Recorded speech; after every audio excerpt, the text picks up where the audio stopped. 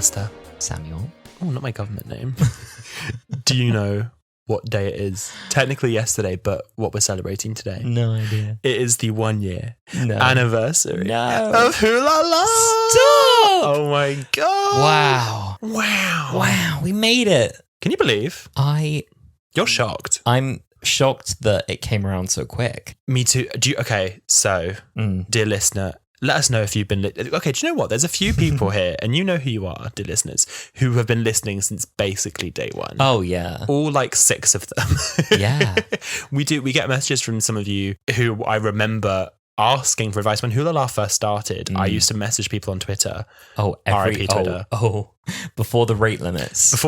And I used to be like, hey, we're a new Doctor Who podcast. We'd love to hear some advice. And like, there are people who listen now who genuinely were messaging. They were like, hey, like, I like your idea. Maybe you should, I don't know, like, tell us who you are when you start an episode. Yeah. Keep on topic. Yeah. Make got some tips and notes. tricks. We've come a long way. It's so funny. We were on our knees begging for listeners. We were like DMing, hey, we see that you have some interest in Doctor Who, and we really liked your vibe, and we think you'd like ours. Come listen to us talk about Rose. Come listen to us talk about Series 1. And it was it remains a pretty budget production, but it sounds like a pretty budget production going back. The first one. We basically want this episode, so we're not looking at an episode of Doctor Who in this episode. We've not got a particular topic. We just wanted to kind of like, We're just vibing. We're just here for the vibes. We wanted to talk through like a little bit about like what we've, this year about doing a podcast. Year. We want to talk about what we want to do going forward. And we also, towards the end, might have a fun little game for you. Oh, we're going to have fun today, guys. Oh, we are. We're going to have fun. We're having a true... it's a chatty one. It and is. we actually don't have many chatty ones. Yeah, I feel like the episodes that we kind of alternate between doing episode rewatches and doing like more like analytical, episodes. And I think that the chattiest episodes we have tend to be the ones that people like connect with most. Yes. And they're often when we're talking about like partners in crime or like, an episode that we know really well. And you know what we know really well? Wholala. Oh, we know it so well. I know you so well. Should we tell like the origin story? This sounds like we think we're a lot bigger than we are, but they don't know how big we are. I mean, they can see how many followers we have on Instagram. We should start putting things on the public record for when we explode. For when it comes around that we are getting the Magic the Gathering gift packs. Oh my God, no, that would be the day. If we ever get contacted That's to when we advertise. made it. Can you imagine Battles in Time cards come out and they're like, do you know which 2 homosexuals would love to publicise who should this? take it? All I'll say is, if Magic the Gathering had come to my door, I would have worked so hard for them. Mm-hmm. I really would have done. Really would. They don't know what they missed out on. I mean, I think they did pretty well. They did. Tell you what, some they good did people there. an absolutely stellar job. I still need to buy them. You and me, we went into Forbidden Planet the other day, and we went to the Doctor Who corner, which is such a depressing place to be still. It really, give a visual indicator for anyone listening. We went over into what looks like, it's like a permanent like bargain clearance. bin. It's like a clearance rack. Yeah. In like the busiest kind of like nerd memorabilia shop in central London for like one of the biggest franchises in media today. The bizarre piece of merch they've got plenty of is the Mara. Yeah, the snake from the 5th Doctor's. Like they had maybe 8 Doctor Who items, but when I say, I mean like 4 of them are t-shirts, 3 of them are different types of pins. Need one. They had 3 different types of merch for the Mara. They had like a t-shirt, a pin, I think they had like a baseball cap, and the newest piece of merch they had was like a Doctor Who 60th anniversary beanie. The beanie, but yeah. And other than that, but like the new Sonic, I think was a Forbidden Planet exclusive. Like, where was that? Wasn't there? Wasn't there? Well, I guess sold out. But you'd think you'd want to make some money, huh? Like manufactured meet demand, huh? But the thing as well is like they saw how quickly they sold out of Forbidden Planet exclusive Sonic, so they think they'd be like, oh, like there's lots of suppliers of Doctor Who merch. Even if they go back in the archives and they get some old products back, get the old stuff back. They'll be able to fill a corner. Put out the Battle in Time cards. I had a little hunt recently because I was looking for the new Doctor Who character options figures, the B&M ones. I did hear a rumor a while back that they were going to stop doing them with B&M, I think because they wanted to make them a bit more accessible, but they're still doing them for now. Yeah. And I was looking for this TARDIS that they were selling, and I'm not kidding, in the last 3 weeks I've been to I think 8 B&Ms and today was the day I found it. You know the memes, your unemployed friend at 3 p.m. Listen. Maybe that's true. Well, You was or out maybe right it's now. not soon. That said, I'm deeply grateful. Sam came to my door this evening, and we've been having our little like celebration shindig. We've been making some fun content. Fun inverted commas, but having a little bit of a chuckle here at Wholala. You know those friends that are paid to be together. We're not even being paid, but that's like the only times we hang out, just the two of us, is when we're doing when we Wholala have to stuff. for when work. we have to for work. Yeah. And I had some cake. You had the prosecco, and you brought me the Sixth Doctor and TARDIS limited edition. And I didn't expect it. Honestly, you always touch me deeply. Do I? With those gifts. with my special gift. For my birthday, Sam got me a vinyl of classic Doctor Who music with a beautiful illustration of the first 5 Doctors on it. I did. I think kind gift. You're one of my easiest friends to buy for, because not only do I know like the general things you like Lego and Doctor Who and stuff. You do. I think that we talk enough about life and things we enjoy that I can be quite specific. Well, both of us actually, because you also gave me for my birthday some really lovely sort of like custom Lego minifigures of the 14th Doctor, 15th and Ruby. Yeah. And I think so we both know each other's like fields of interest, but then we just hang out enough that like we can be quite specific with our gifts. That's very true. Where like I think another one of my friends, who I love, she is one of my best friends, got me like, she went to Tiger and got me like a paint your own vase, a bag of seeds, sweet. a water bottle with the pride flag. Oh, not you dragging her, but not you putting her on blast on the pod. She doesn't listen to this podcast. What a terrible friend. No, she's a lovely friend. I love her. But no, I'm gifts suck. But the point of this was that B&M are really, really dry and like thin on the ground, and they're meant to be the official supplier of Doctor Who merch. I just find that in itself so bizarre. B&M is a bit of like, and I mean this with the greatest like intent, because I like B&M. It's a bit of a shit shop. Like it's a shit shop. It has an amalgamation of lots of random. How did it outlive Wilco? Do you reckon all the Wilco employees who were making the TikToks are now going to migrate? They're going to go to B&M. They're going to stop off at Hobbycraft first, though. Oh yeah, well, Hobbycraft feels now, since the Kylie stuff, quite top tier. Really? I feel that's quite you'd want to be in with the Hobbycraft crowd. You want to be in the Hobbycraft. I can see them moving. I think you've got to work up to Hobbycraft. Do you know? I can see Argos doing it too. Oh, you know what? First of all, fabulous business model. Yeah, fabulous business model. That's the slurred thing I've said all day. Fabulous business model. It really is. It do be. Second of all, I have such fond childhood memories. Actually. Not just of Argos, though my grandparents, have I told this? I'm sure I've told you this. Anyway. The routine my grandma and granddad would take me on when I was younger, and I was a very happy child. In half terms, summer holidays, whatever, we do this several times a week, every week, was we'd go to McDonald's for 10:30, 11. That's way too early for McDonald's food. Way too early, but they were up early, and I thought that was just a completely normal thing to do. And then at 11, I'd have like an adult-sized kind of quarter pounder medium meal, which for like a 10-year-old, again, it's quite a lot. It's a lot of food. It's very filling. Then the routine would be they'd sit and have a few cigarettes by the fountain while me and my sister went to Argos and flipped through the catalogue. Mm-hmm. Wouldn't get anything. No. We'd have a fun. You peruse. You'd look at the Doctor Who section. Oh, yeah. Flip to the toys and games section. And then we'd go to Wilco, and it's funny because with all the, like all the memes at the minute about like Wilco veterans, with like them all closing down and then someone was looking, I think they were joking. Yeah. I think they were kidding, but they were like sobbing, filming themselves in Wilco. I think some of them probably closing down. I think it was a joke. And they were like, oh my God, so many happy childhood memories here. And I think they were kidding. And because nobody has happy childhood memories in Wilco. Who would do that? It'd be insane, right? And someone commented like, oh, I must have had a very sad childhood if you had happy childhood memories of Wilco. And I was thinking like, you know what the second part of my routine was? It was McDonald's, Argos, Wilco. We'd get a pick and mix in Wilco. I was thinking, excuse me, that is a cherished childhood memory. I genuinely don't think I remembered Wilco. I don't think I ever went to Wilco before the age of like uni, to be honest. Like it was never one we'd go to. Right. I have childhood memories of going to Argos and they would have the Doctor Who page and bring this back. I say it was a whole page, sometimes a double spread of Doctor Who stuff, and the Doctor Who figures. On Argos, you need to like type in a code and then go to the desk. Doctor Who figures were all under the same code, but they'd have 10 different ones there. Okay. So I would go and I'd give them the code and I'd be like, I need you to go in the back and find every single one you have and bring it to the counter and put them out for me. And then I will choose which ones I want. And I have a memory, and this makes me sound like such a spoiled well-off kid, which I promise I wasn't. And I remember having like 6 of them laid out, and I was trying to like figure out which one I was going to get. And this kid, this is going to make me sound so awful. Uh-oh. This kid came up like near me, and I heard him say to his mum like, "Oh, I wish I had that many Doc 2 toys." And I was like a little collector kid, and I remember being like, "I've got more than this at home."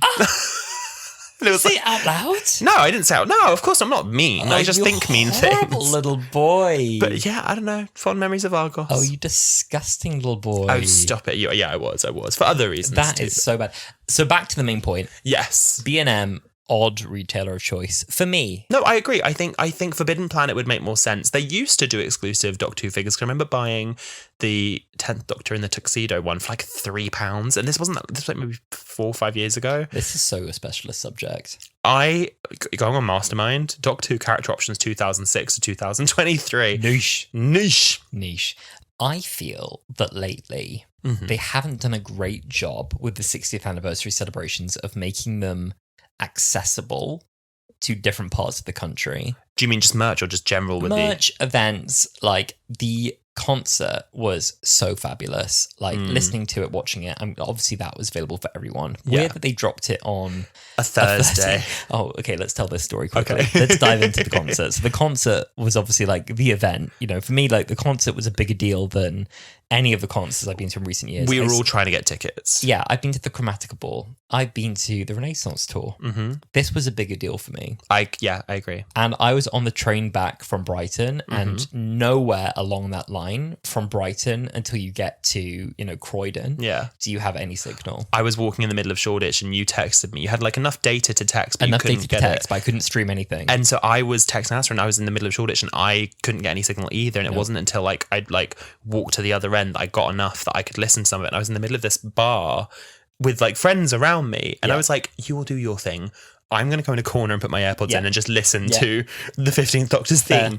And I was messaging Alistair like, "Oh my God, it's getting bigger. It's swelling. It's swelling." And you were like, "I can't hear it." And you would text me like, "I'm going to have to go on a long walk by myself to take the..." Did you ever go on the walk? I didn't have to because I had a long wait for a bus. Okay. When I got off the train. But it's a bit annoying that they dropped it on this Thursday because I had blocked out my calendar Sunday night, 8 till 10. We planned that we were going to hang out on Sunday night. And I was like, "You come over, we'll listen together, we'll tweet along," and we were just caught off guard, which was a bit of a bummer. But I had a lovely listen along anyway. So I love anyway, despite the odd timing, I love that obviously that was a nationwide event in that we all listened along together. Yeah. That was nice. Mm-hmm. The ticketing system sounded a little frustrating. It didn't really seem based on anything. It seemed to be a genuinely random lottery. Yeah. And it sounded like they were offering people spaces right up until the last hour. Yeah. People who were like miles away and could never have got there. Mm-hmm. So that sounds a bit frustrating that they didn't sort of factor in where people lived. Yeah. But whatever. Equally, the only Dr. Donathon watch-along event is down the road from us in Bethnal Green. Yeah, not far away at all. And that, I think, is the only in-person event. As far as I'm aware. Cinema. And we were talking about this because, again, we put ourselves in for tickets for this too, and we haven't heard anything. We know people who are already getting tickets, and we don't know if they're like drip feeding it. But I think one thing I want to talk about quickly without sort of sticking on it too much in regards to the 60th and availability and stuff is Doomsday, because we've kind of avoided talking about Doomsday because we support all kinds of Doctor Who content, and we support all people enjoying all kinds of Doctor Who content. And to be honest, I haven't really participated in Doomsday enough to have one opinion or the other as to whether it's like good or bad. But I think that it's a poor marketing choice to make what is arguably one of the biggest like celebrations in the lead up during the year to the 60th anniversary. Yeah. Be behind a paywall to start, be in so many parts and like in different media, and then apparently it accumulated into a Word document on like the Doctor Who website. Like that was the last part. With grammar errors. This is the thing. Like they released a book, and apparently like the book's very good. Apparently the big finish is very good, but that felt a bit random because it was Doom, the 8th Doctor and Jackie Tyler. Yeah. Like it all just felt a bit haphazard. And then like there were sometimes comics in Doctor Who magazine and then other comics you could buy. And like, I don't know about you, but like I haven't seen anything online as like how it ended. Like I don't know anything about it. Like anything otherwise with Doctor Who like gets spoiled online within seconds, you know? It didn't seem to make a massive splash. Yeah. It felt like similar to the Doctor Who magazine comics. The 14th Doctor one. With the 14th Doctor. I I'm not super invested because maybe the second or third one, it was like, the Daleks have exterminated the England football team. And I was like... I was following it for the first few weeks and then it was like, we're actually in the Dalek theme park. And I was like... I'll follow this later. I'm curious to I know that they're accumulating them all together and putting them into like a graphic novel. Mm-hmm. And I'm kind of curious to see what that's like all together. But yeah, I agree. I find it difficult to like digest that kind of format. Yeah, I was like, yeah. I'm excited to see what November looks like because it sounds like they are padding it out. Oh, yeah. We need the dates. Why do we not have the dates? We need the dates. We put out the feelers for the idea of hosting an in-person watch-along. The main drawback for that for us is there'd be so much pressure putting iPlayer on a big screen. We were like, what if it buffers? This is the thing. Like, what if it buffers? The idea we had, and this is very like, early doors, just possibility, loose idea, was that we would like hire a venue with a big screen and like a bar. We get people to come. We'd have like a little like, pre-chat at the beginning, maybe like an opening act or something, and then we'd all watch the 60s together and react to it and have like a live screening. Yeah. But I am so scared of the responsibility of just the tech that like if something goes wrong, we have ruined everyone's screen. Everyone's night is ruined. We've also had some pretty sort of big people in the Doctor Who community say to us like, we also will never come to a Doctor Who screening because I will be watching it alone at home in the quiet. Yeah, alone in the quiet. No distractions on my own TV. And fair enough. Yeah. Absolutely fair enough. One of my regrets with the 50th anniversary was that I didn't watch it in a cinema or live at the XL for the conference. I went to the XL, I think, the day after it had been on TV, which wasn't a terrible decision because then all the panels, they could talk about what was on TV and it wasn't all this like, can't spoil anything. Yeah. So that was fun. But I knew that the night before, they had watched it all together in a big hall. And I've never seen any footage of what that reaction was like in that room. And I've always wondered, what was it? There were so many gaggy moments in that I would have loved to have heard how people reacted to it. I've been to like Drag Race live viewing parties and stuff. And that's the closest I believe that I would feel because I'm not into sports. Like being at like a live sporting event, and that kind of like camaraderie and like people. The episode I watched was I don't know if you even know this quote because you're not a huge Drag Race follower, but is she going to jump from there? The episode of Drag Race where Aja jumps at the beginning of All Stars 3 and we were gagged. We were loving it. And I would just love to be at some kind of Doctor Who setting for that. I would love to be at this Series 4 screening where they show all of the episodes together. I think that'd be so amazing. Well, have you seen all the Eras Tour cinema stuff this week? That's one place I'm glad I'm not. Oh, mama. Oh, mama. They tried to drown. Have you seen all the memes people are making where they're like in the screen next door watching like Oppenheimer or something and they can just hear, it's me, hi, the problem is me, like in the screen next door. Oh my God. No. I'm imagining that is what the vibe could become. But I would be a part of that. So I'd be a part of the daisy chain at the front. What would be the moment that sets people off crying? I think they could have a tier at the Planet of the Ood, which we need to do on this Planet of the Ood, the Doctor's Daughter, Pompeii. There's plenty. There's many a tearjerker. Many a tearjerker, many a comedy. I'm very excited to look at some more series. A lot of laughs. A lot of laughs. We're going to come back in a moment to things that we want to talk about on Wholala, because there's a lot of things that in the future we want to talk about, and we want to hear what you want to hear from us as well. But I think it's time to peel the curtain a little back and maybe give a little story as to how Wholala came about. Oh, you think? So I like this. I know. Confessional. This feels so very Big Brother, big very chair. Revealing. I feel very naked. I know. Well, could you put some clothes on actually? Because this is very. We're recording this in person. Thank you so much. I should do actually. Hold on, let me just. Suck it in. So basically, Alasdair and I met, which we told you before. Yeah. Pride 2019, like through a friend of a friend of a friend. Yeah. And we just kind of kept in touch, and we slowly realised. It was like me, you, and my partner, but we slowly realised that you and me, particularly because my partner's not from the UK, had like a lot of common interests. Yeah, I thought you were a bit cool. Really? I think I was a bit pleased you were applying to me. What do you think of me now? No, not anymore. That went quick.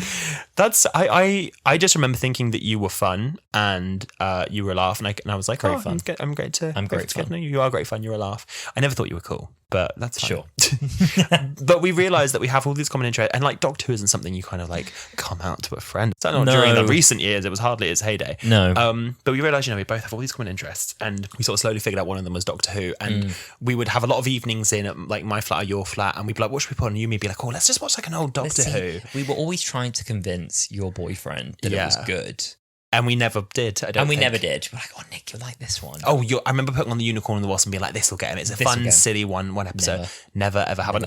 I will say he is now convinced that it is getting good, and he is very excited for Shooty's era. There's a lot of people who I now believe will be watching the new series. Yeah. However, of course, as you say, they're in my immediate circle.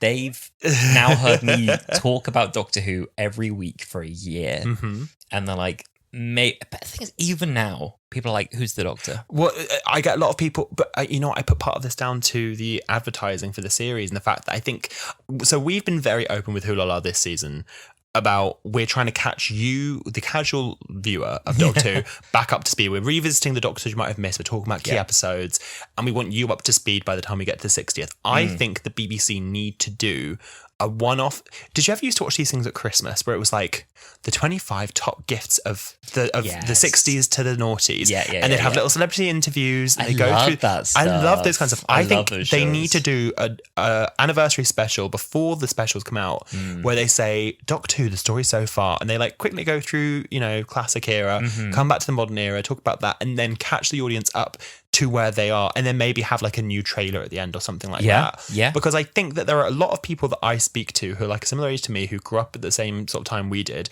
who are like, oh my God, I love Doctor Who. I used to have loads of toys. I love David Tennant. Stopped watching kind of like towards Matt Smith, and now I haven't seen it in years. And then they say, I don't think I'll watch the specials because I don't know what's going on. Yeah. And I think the BBC need to catch people up. I'm not sure you need to know anything to watch the specials. I think you need to have watched Series 4. I think they'll recap it at the start. I think within about 10 minutes, you'll be enjoying the adventure. Yeah, no, I believe that. I don't think you have to watch anything. I think it would benefit. I think it would make a lot of people feel more comfortable going into it if they feel like they're not going to be left behind.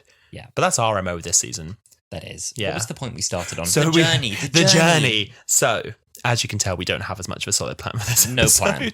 So we're just talking all the time about Doctor Who, and I like to think that it just was like you and me toying an idea like, oh my God, we should have a podcast, ha ha ha. My boyfriend loves to say that he explicitly told us to make a podcast because he was sick of hearing us. He encouraged us. He definitely encouraged us, but it was in a way of like, I'm sick of hearing you two talk about this. Can you make a podcast already? Yeah. So, and I vividly remember driving home from work one day and phoning you and talking about it. And I said, look, I think we just need to like have a go. And I said, I'm willing to invest 35 quid in a mic from Amazon, and let's just try and it and see. You well, love. It's the one I'm using now. Still using it now. I sank a little more in eventually. You did sink a bit more in. But I mean, so to give you a little visual description of what happened for the first episode. So I came around to Alice's flat, a beautiful flat that we're in today. Beautiful flat. And we were like, well, we don't have like a soundproof room, and we know nothing about audio editing. Yeah, I thought we would need padding on all the walls for it to sound good.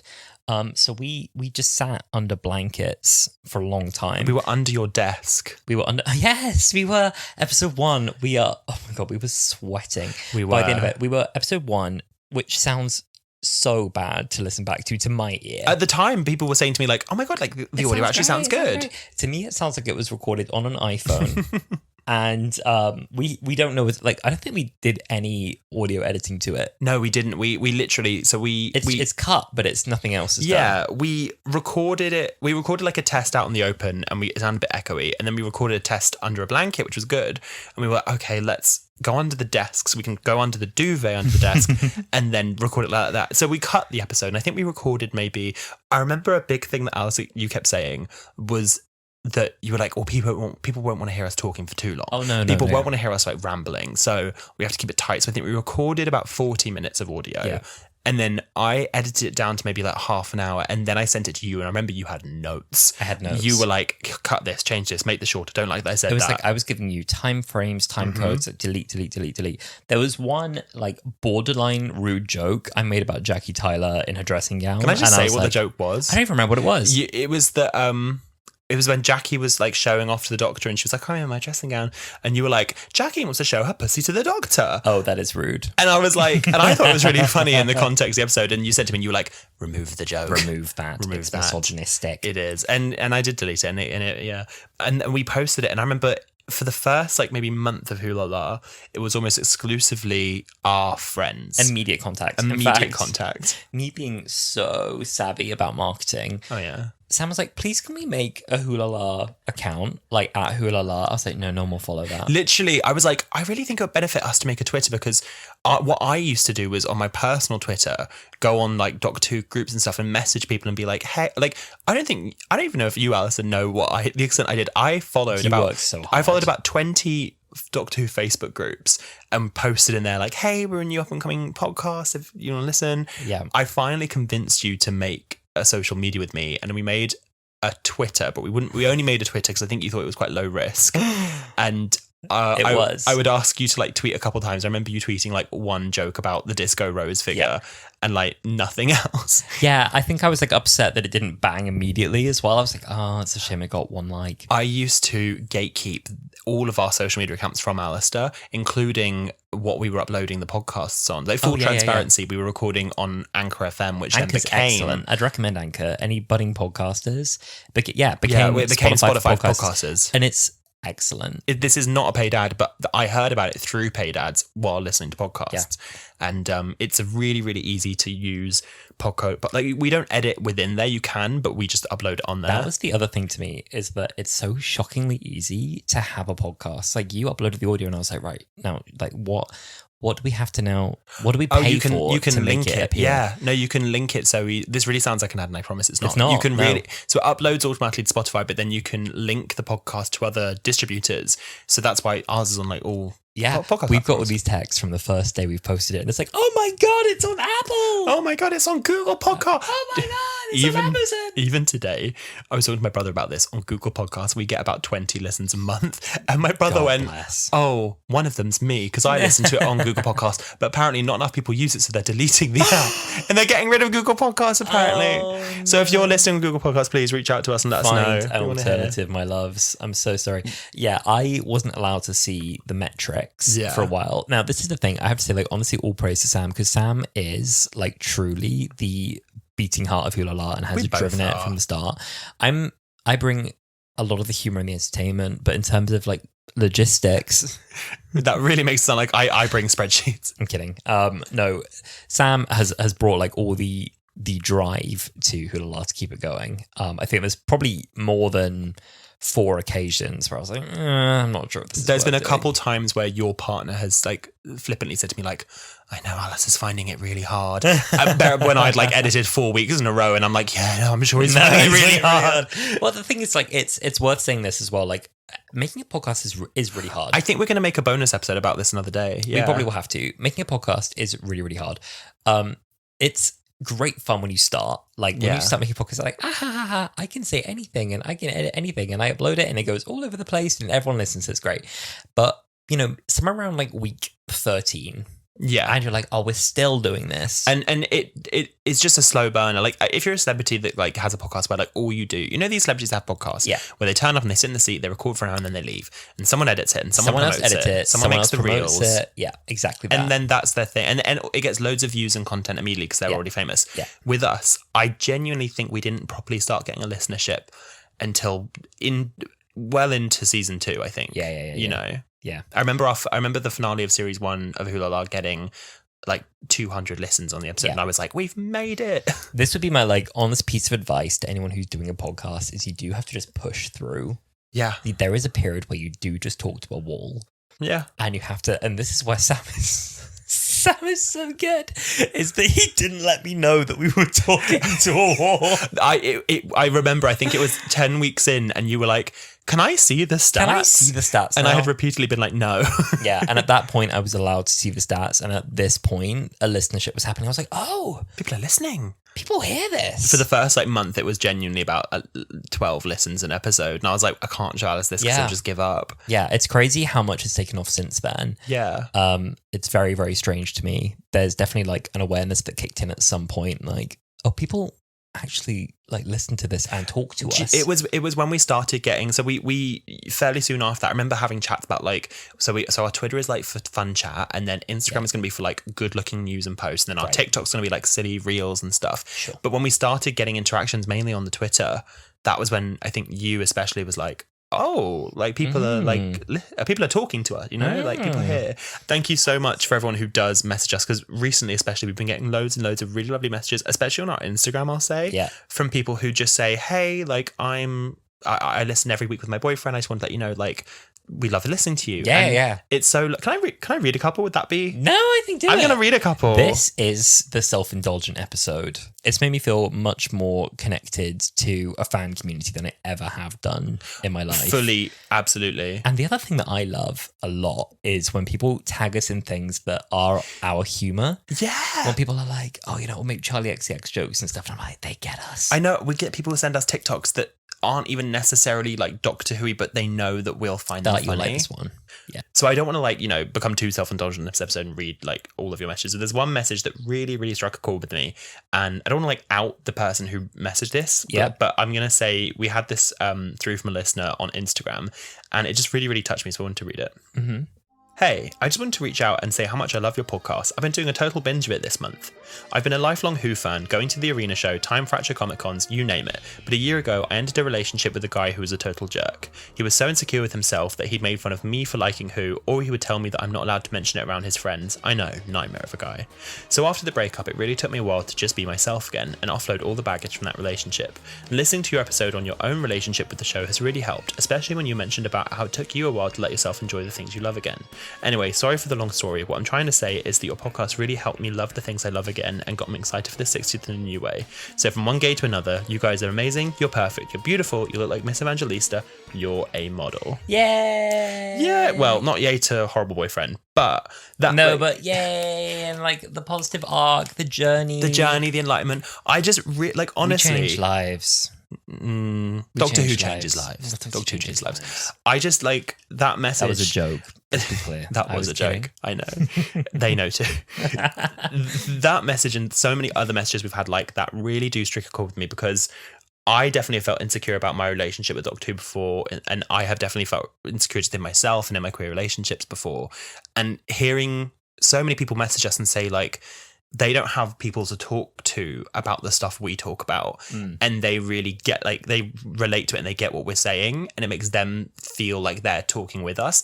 That's exactly what we want, and I think that's why we wanted to do this kind of episode for our birthday, because we do genuinely feel like we're talking to, I mean, we are talking to you. Whenever you get a message from either of us on Hurtle, it's always from me or Alasdair. We don't have anyone involved. There's no larger team here. It's just us. We can't afford them. We make, 1 year in Alasdair, how much money have we made from this podcast? But negative, like, how much have we lost? To be honest, probably like £200. I think we've lost £200 or £300. We're in the minus. If there's anyone who would love to sponsor an episode of Hurtle, we are more than happy to do it. I think we've done one fake ad for like Cybus Industries or something. And this is how we come around to my second lesson. Yeah. First of all, accept that you're speaking to a blank wall for a period of time, unless you are a celebrity or backed by a production network. Second of all, be prepared to lose a little money. Because making a podcast is actually, there's bills to pay. There's a lot of bills to pay. We've had to pay for mics. We've had to pay for a photo shoot. Zoom costs money. We pay for Zoom every single month. And I wouldn't have it any other way. The other weird thing, after a year of Wholala, so we did our second episode, I want to say, was The Power of the Doctor. Yeah. And we watched it live. We were clutching onto each other. We were just so excited just to be watching New Who for what felt like the longest time, and see that handover into the new era, because we'd had a lot of announcements at that point. We knew Shooty was coming, we knew David and Catherine were coming, we knew Russell was back. We'd seen a lot of filming stuff. We'd seen filming leaks, and that handover was finally happening, even though it was a really sad goodbye to Jodie. And I think The Power of the Doctor was a great episode. I loved it. I loved also seeing Sophie Aldred. I loved seeing Janet Fielding. That's not a fond memory. It's not a fond memory. It's weird that like a year ago we still haven't had any new Doctor Who. And what we said at that time is, well, kind of kidding, like, well, we've got the podcast to keep us occupied for the next year. We'll rewatch some episodes, we'll see how far we can get, and then when we catch up with the real show, we'll have to review it live. Lol, as if that's ever going to actually happen. Baby, we made it. Baby, we made Nearly. it. Here we are. And we're now weeks out from... We really are. And when it starts, it ain't stopping, baby. It's going to be full throttle as soon as it starts. So this really has entertained me. Like there's been lots of time. This year for me has been difficult in a lot of ways, but having the consistency of doing hurtle and also just enjoying it as much as I have has really helped me this year, for sure. And you've helped me too, Alasdair. I'm glad I've helped. Yeah. I've really enjoyed it as well. As I said, there were points where I was like, bloody hell, it's a lot of work. Yeah. Hurtle is firmly part of my weekly routine now. Oh, for sure. I don't think twice about Monday nights being hurtle night. That's when we record. Yeah. And I love doing it as well. It's so nice to have, I think, anyone who is... Here's my third lesson. I'm coming up with them on the fly here. You really are. If you are a creative person, I think it's very important that you have a creative outlet. I think it's very important. I think it's very soul nourishing. It really is. It really is. It really is. You've got your little clay things. I do. I, for a while, had Lego. You still do? I do. I don't have space to build anything anymore. Yeah. I used to try drawing things. That was didn't really go anywhere. Graphic design, I've never done that professionally. So it's quite nice to have something to put all those skills towards. To make. Do you know what I'll say? When you think of all the time we have spent making hurtle in the last year, like genuinely, I'm not kidding. If you put all of the hours together, I think it would probably take somewhere close to like 2 weeks solid of our life that we spent doing hurtle for this year. We spend, I think, about between 2 and 4 times as long editing as we do recording. We record for like an hour and a half, but it's like a 2-hour call every single time. Yeah. We edit for like 4 to 5 hours each week. We have to make reels, we make posts, we do all this. But all I was going to say was... But we love it. Well, no, we love it, but I was going to say, I don't think I would have taken another project on this year. So all that time would have just gone towards scrolling my phone. This is it. Watching TV. What else would I have done? What else would I have done with time? I wouldn't have done anything. I wouldn't have gone to the gym. I wouldn't have gone to the gym. I wouldn't have gone to the gym. And think of what we've made, like with all that time. I wouldn't have read books. You chose books, I chose looks. How many books have you read this year? I read people, not books. Sure. I've read half of one. I started reading a book. I started reading Pamela Anderson's autobiography, and then I put it on my shelf and I haven't finished it. I've read half of one, and it's the history of cruising. Oh yeah, it's great. Yeah, great book. Great book. What has been one of your favourite things about doing hurtle? My favourite things, I think, realising that a lot of people really are not intimidating characters who we've spoken to and met. There have been some people who we've either interviewed or met at events who I was like, we don't talk to them. They're too cool. They're too cool. They're stars in the Doctor Who fan community. I can't talk to them. Yeah. And meeting them and just getting to know some of these people and now regularly interacting with them has been such a lovely thing. There have been so many people that the first time, like there's like a list probably people who like the first time they liked our tweet or they replied to us. There's like Twitter accounts like Bad Wolf Archives. Yeah. The first time they replied to us like, oh my God. I know. Bad Wolf Archives. I know. Literally. Yeah, literally. It's people like that. We had, who is it that retweeted your Big Brother thing the other day? It was another big account. And we were like, oh my God, they've seen us. Oh my God, they've seen us. Yeah. I think it was like maybe TARDIS Central or something. Yeah, like, oh my God. Yeah. And then there've been other people around. Crystal D, we've seen her videos. Crystal D, yeah, we met her. Oh, Crystal D. Reese and Cara. Yeah, Reese and Cara. Cabaret. Beth. We were so nervous to approach Reese and Cara about an interview. I was convinced they would say no.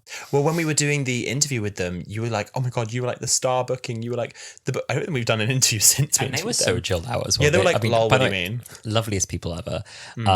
And they were just with their wine and their dog. And they were like, we're just chilling out. And they had this lovely pop-up cardboard Dalek behind them as well. And they opened the Zoom call each with a Doctor Who mask on. Yes. I wish we were recording.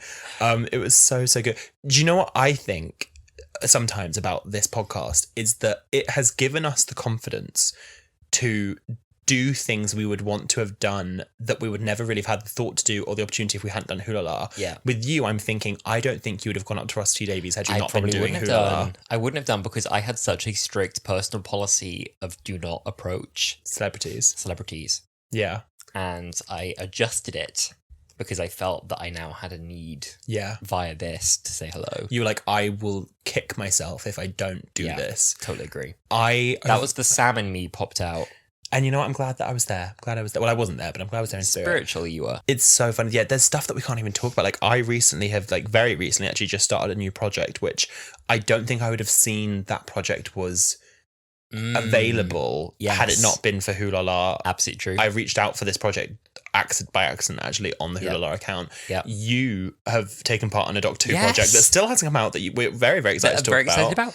That, I don't know. They would have invited me had it not been for the podcast. Had it not been for the podcast. I will say this without spoiling anything. There was an opportunity, a televised BBC-produced Doctor Who anniversary opportunity that we both reached out for through the podcast. Yeah. And they got back to, I think I emailed them. They emailed me like, "Oh, we're really interested in the two of you." And conflict of like dates meant that I couldn't do it. And you have done it. Yeah. And I'm so jealous you've done it, but I can't wait to talk about it. I can't wait to talk about it. I love how secret we're being about this. One, a lot of people already know what it is. And also it's not. What's funny is I saw the way this was described. I think we can say this because it's funny. In like upcoming scheduling as one of a series of unofficial BBC's Doctor Who spin-offs. And I was like, unofficial! But you are in a Doctor Who spin-off. It's not Bad Wolf. No, it's not Bad Wolf Studios. That's what we mean by that. It is BBC. It is BBC Studios. I'm very excited to talk about that. But no, there's a lot of exciting stuff coming up, I think, that I can't wait, you know, from Doctor episodes that we really love. Oh, I can't wait to do Love and Monsters at some point. You know what? We were watching that semi-ironically where we had a little Prosecco and cake earlier. Yeah. And immediately I was hooked. I stand by the fact it's a good episode. I'm not joking about that. A lot of people will be familiar with this episode where Elton's girlfriend, Ursula, becomes essentially a slab of pavement at the end with a face.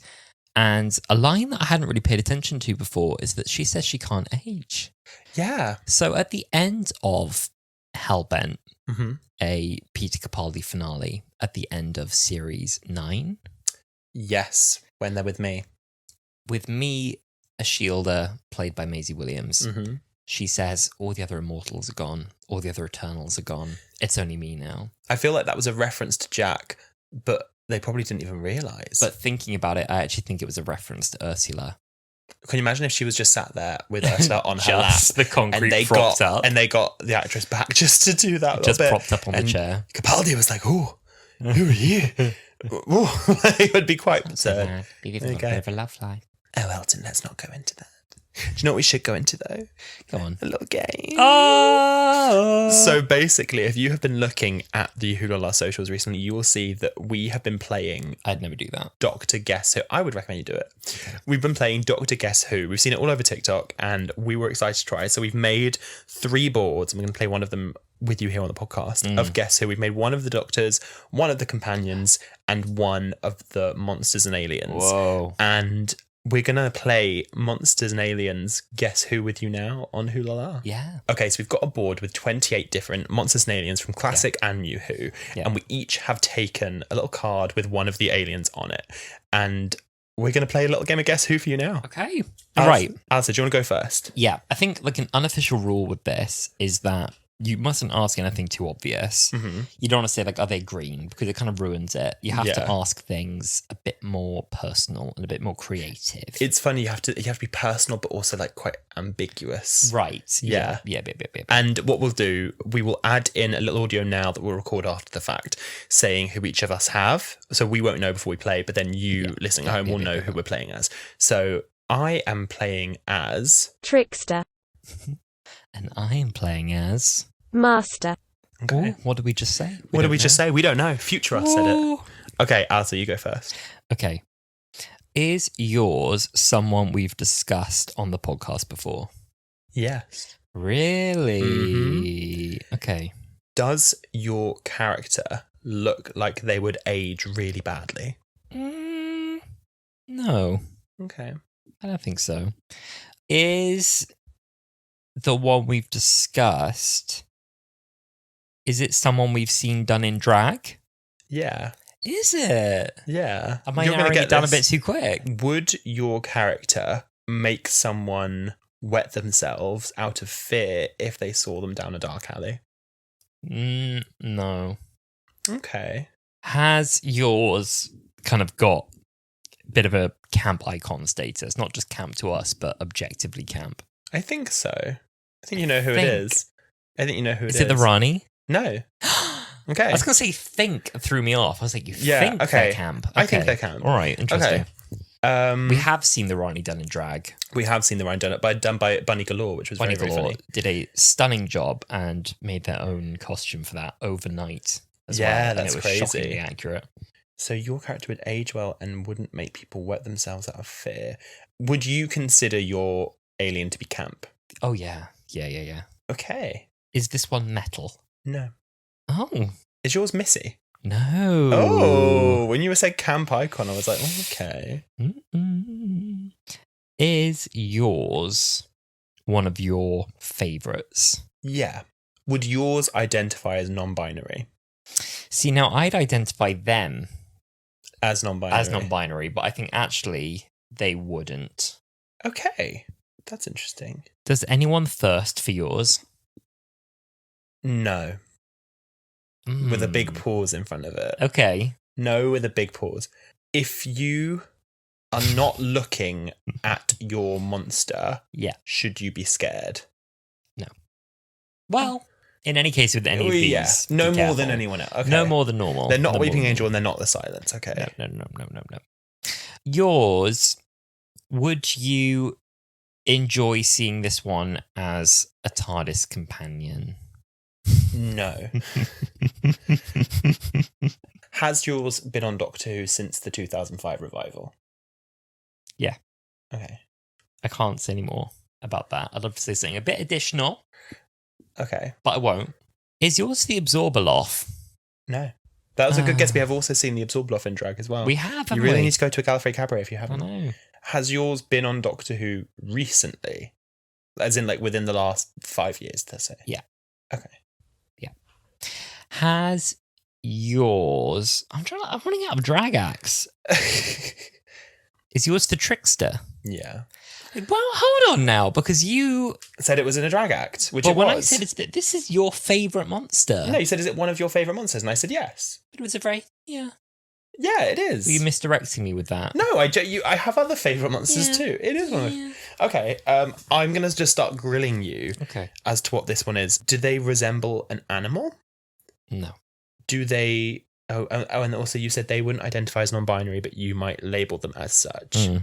Is it the Delgado Master? Yes. Oh, there you go. I think that's definitely a gay icon. That's gay icon. I think like the Master, Missy, always a gay pretty non-binary. But I think in every of their forms, they're pretty like, I'm a woman now. I'm a man now. Can you imagine Rod trying to explain what non-binary was to Delgado? Delgado's Master would not care. He wouldn't. Well, that was so much fun. I would wholly recommend that you at home make your own sort of Guess Who board We've got all Blue Peter. And here's one I made earlier. Did you ever have a Blue Peter badge? I have two. I've got one of the white and blue ones, and I have an orange one because I entered a Doctor Who competition. I'm not at all surprised by that. I'm not at all surprised. What was the blue one for? The blue one was because I did a drawing of all of the Blue Peter people and sent it in. And actually, to lie about my orange one. So the blue one was like, if you do something, you write in, basically. Yeah. There was a green one that my brother had if you did something to do with like growing and like green fingers. A gold one was for like exceptional circumstances. Yeah. And then there was, I'm sure there were other ones as well, but there was an orange one, which was if you entered a competition, you got an orange one. Yeah. I entered many a Doctor Who competition, but I didn't actually get it for that. I entered a design a new Beano character competition. And I made it to, I think, the top 100. And they gave me the badge, but they also printed out a big A2 poster of the comic strip with the new character and Connie. Oh, yeah. And she signed it, and I've got that somewhere at home.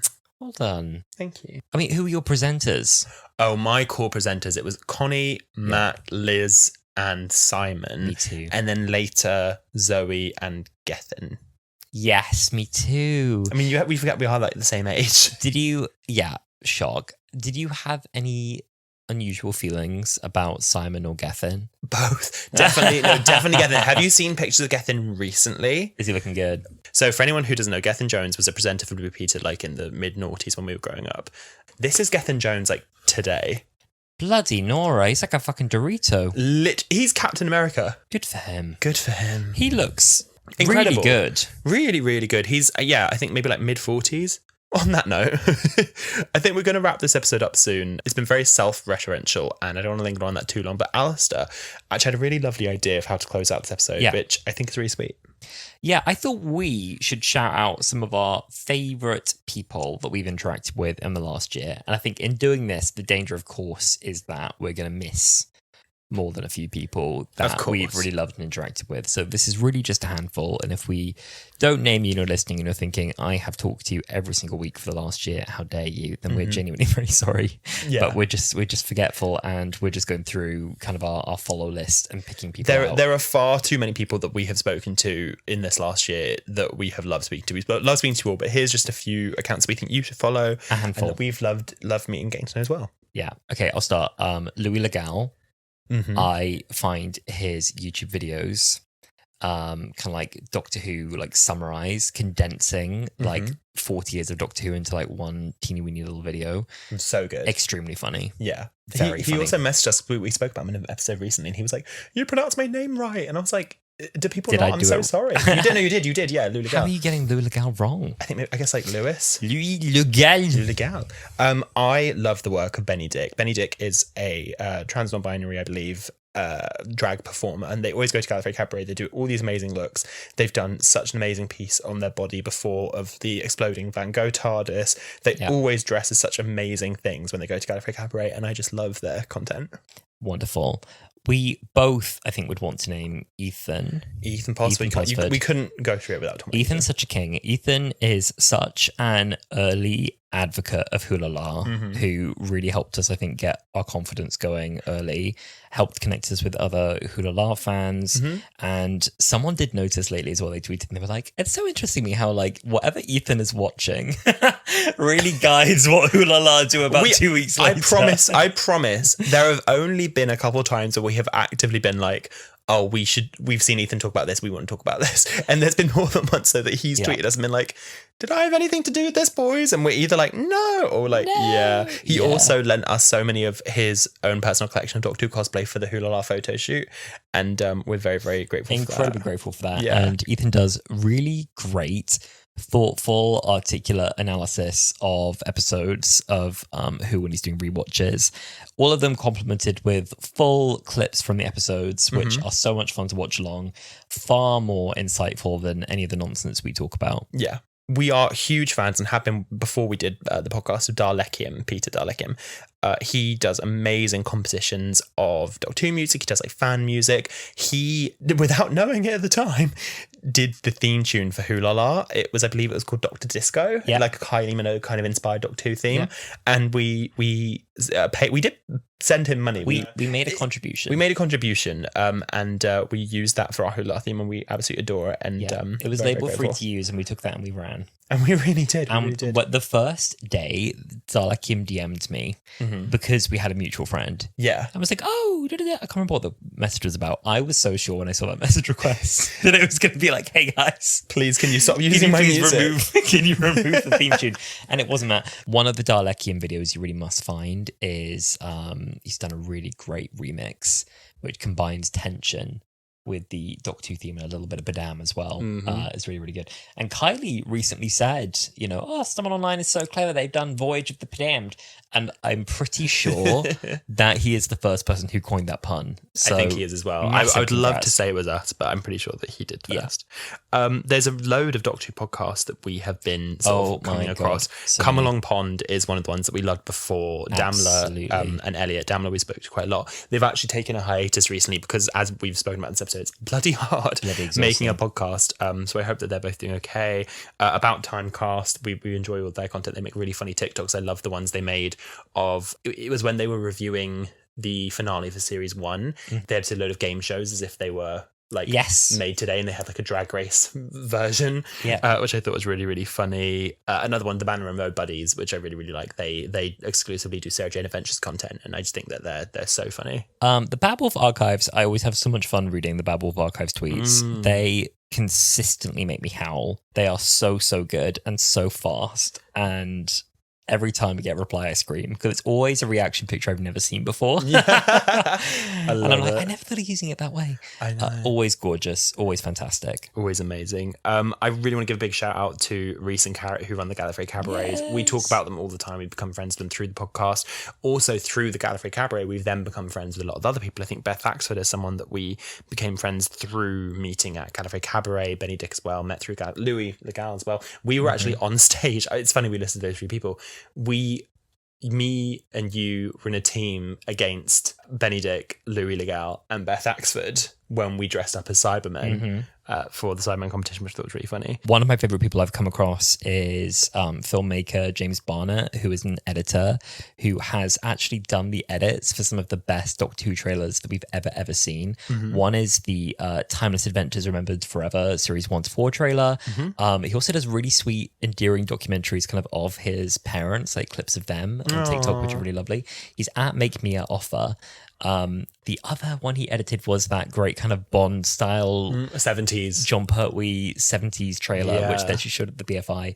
He is fantastic. Always a pleasure to interact and see his wonderful work. There's so many other accounts we could name as well who are always interacting with us, which we appreciate so much. Harry, Sammy, Jax, Matt. There's so many people I could name who are consistently replying and picking up our posts every time we drop a new episode, and I love it so much.